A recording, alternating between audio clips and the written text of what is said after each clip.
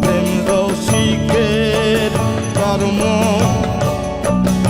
মানে না বেদ বিধির ধর্ম।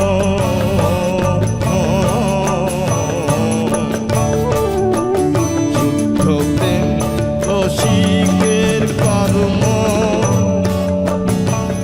মানে না বেদ বিধির ধর্ম। রসরাজ রসিকের কর্ম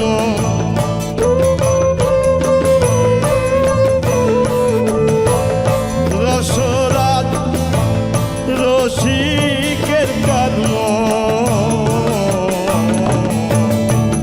রসিক বয়ার কে জেনেছে